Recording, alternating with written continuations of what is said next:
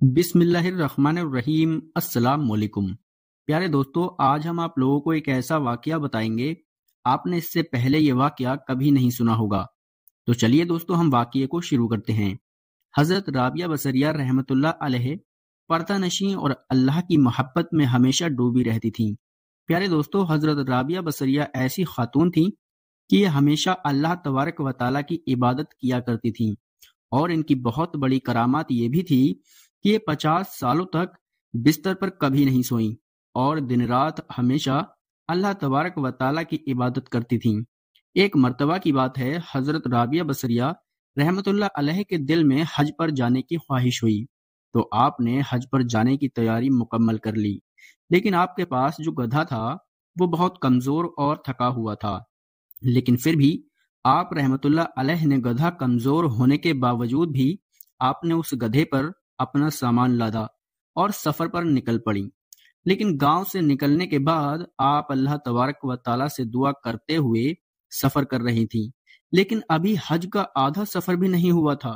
لیکن راستے میں گدھا کمزور ہونے کی وجہ سے گدھا آدھے راستے میں مر گیا، اور اس کے ساتھ مسافروں نے کہا کہ آپ چنتا نہ کریں، اگر آپ کا گدھا مر گیا تو کوئی بات نہیں، ہم آپ کا سامان اٹھا لیں گے۔ مگر آپ رحمت اللہ علیہ نے جواب دیا، تم سب لوگ جاؤ، میں تم سب لوگوں کے بھروسے نہیں آئی ہوں، میں اللہ کے بھروسے آئی ہوں۔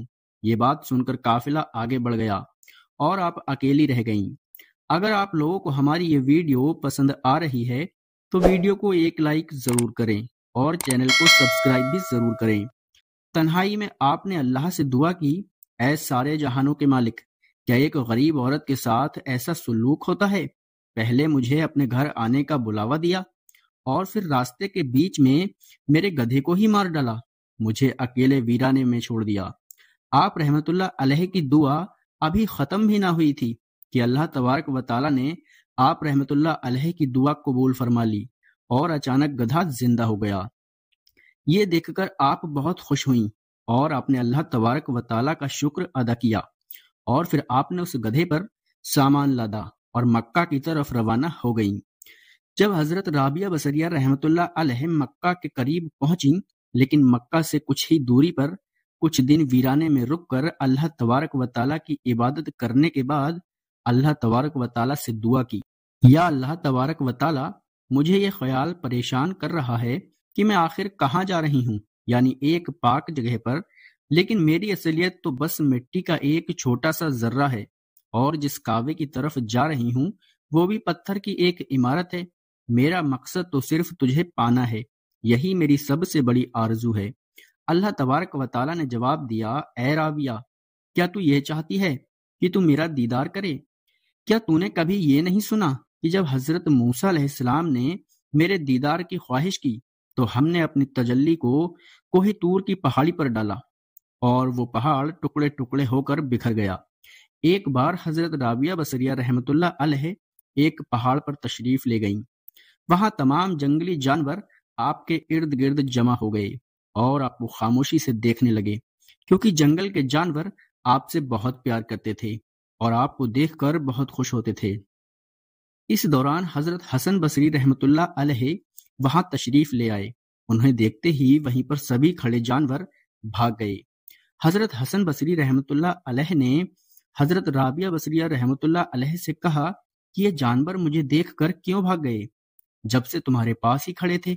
حضرت رابعہ بصریہ رحمۃ اللہ علیہ نے مسکراتے ہوئے پوچھا کہ آج تم نے کیا کھایا ہے؟ حضرت حسن بصری نے جواب دیا، میں نے روٹی اور گوشت کھایا ہے۔ اس پر آپ رحمۃ اللہ علیہ نے فرمایا، جب تم نے ان جانوروں کے بھائی کا گوشت کھایا ہے تو بھلا یہ تم سے کیوں نہ بھاگیں گے؟ ایک بار حضرت حسن بصری نے حضرت رابعہ بصریہ رحمۃ اللہ علیہ سے پوچھا کہ آپ نے یہ اتنا اونچا مقام کیسے حاصل کیا؟ تو آپ نے جواب دیا، میں نے پچھلی رات اللہ کی یاد میں خود کو گم کر دیا۔ حضرت حسن بصری نے پوچھا، آپ نے اللہ کو کیسے پہچانا؟ آپ نے فرمایا، میں نے اللہ تبارک و تعالیٰ کو اس طرح جانا جیسے کہ مجبور اور بے سہارا جانتا ہے کہ اللہ تبارک و تعالیٰ کی زیادہ سے زیادہ عبادت کرو اور اللہ تبارک و تعالیٰ اپنا اثرات خود بخود دکھائے گا۔ تو ایک مرتبہ لوگوں نے آپ رحمت اللہ علیہ سے سوال کیا کہ آپ کہاں سے آئی ہیں؟ اور کہاں جائیں گی؟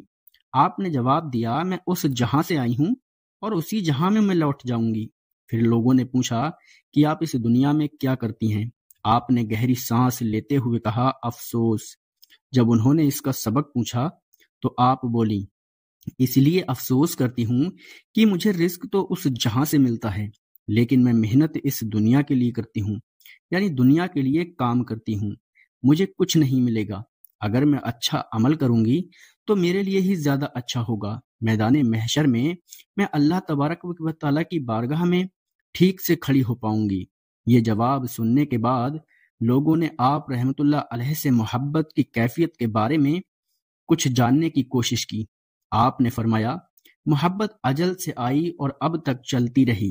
محبت نے پوری کائنات میں کسی کو ایسا نہ پایا جو اس کا ایک گھونٹ بھی پی سکے۔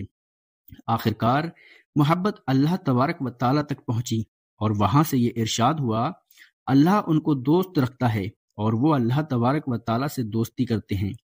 پھر کسی نے حضرت رابعہ بصریہ رحمت اللہ علیہ سے پوچھا آپ جس اللہ کی عبادت کرتی ہیں کیا آپ نے اسے کبھی دیکھا ہے؟ آپ نے جواب دیا اگر میں اسے نہ دیکھتی تو اس کی عبادت کیوں کرتی؟ کیونکہ ہم حضرت محمد صلی اللہ تعالی علیہ وسلم کی امت کے غلام ہیں اور ہمارے آقا نے اللہ تبارک و تعالیٰ سے معراج کی ہے اور ہمارے آقا اللہ تبارک و تعالیٰ کے محبوب ہیں، اسی لیے ہم اللہ تبارک و تعالیٰ کی عبادت کرتے ہیں۔ حضرت رابعہ بصریہ رحمت اللہ علیہ ہمیشہ رویا کرتی تھیں۔ لوگوں نے ان سے پوچھا آپ کیوں روتی ہو؟ آپ نے فرمایا میں اللہ کی جدائی کے ڈر سے روتی ہوں، کیونکہ میں پوری طرح اسی کی ہو کر رہ گئی ہوں۔ مجھے ڈر ہے کہ اگر موت کے وقت اس کی رحمت مجھ سے دور ہو گئی تو میں اس کی بارگاہ کے قابل نہیں رہوں گی۔ لوگوں نے پھر پوچھا جب کوئی گناہگار توبہ کرتا ہے تو کیا اس کی توبہ قبول ہوتی ہے؟ آپ نے جواب دیا جب تک اللہ کسی کو توبہ کرنے کی توفیق نہیں دیتا کوئی گناہگار خود سے توبہ نہیں کر سکتا، اور جب اللہ تبارک و تعالیٰ توفیق دے دیتا ہے تو یقیناً اس کی توبہ بھی قبول کرتا ہے۔ اور آپ نے فرمایا جب تک انسان کا دل جاگ نہ جائے، اور جب دل جاگ جائے تو غم کی دوستی کی ضرورت نہیں ہوتی، یعنی بیدار وہ ہے جو اللہ کی محبت میں ایسا گم ہو جائے کہ اسے کسی اور کی مدد کی ضرورت محسوس نہ ہو، یہی اللہ سے سچی دوستی کا درجہ ہے۔ آپ نے آگے فرمایا دل کو بیدار کرنے کا طریقہ یہ ہے کہ اللہ تبارک و تعالیٰ کا ذکر اتنی کثرت سے کرو کہ اس کا احساس ہر وقت تمہارے سامنے ہو۔ یہی وہ مقام ہے جہاں قیامت کے روز اللہ تبارک و تعالیٰ کا ذکر کرنے والے ہنستے ہوئے جنت میں داخل ہوں گے۔ اللہ پاک ہم سب کو اپنی یاد میں مگر رہنے اور ہمیشہ اس کا ذکر کرنے کی توفیق عطا فرمائے، آمین۔ تو میرے پیارے دوستو، ہماری آج کی یہ ویڈیو کیسی لگی ہمیں کمنٹ باکس میں اللہ اکبر ضرور لکھ کر بتائیں۔ میرے پیارے دوستو، اگر آپ کو ہماری یہ ویڈیو پسند آئے تو ہماری ویڈیو کو ایک لائک ضرور کریں اور ہمارے یوٹیوب چینل اسلامک اسٹڈیز کو سبسکرائب ضرور کریں۔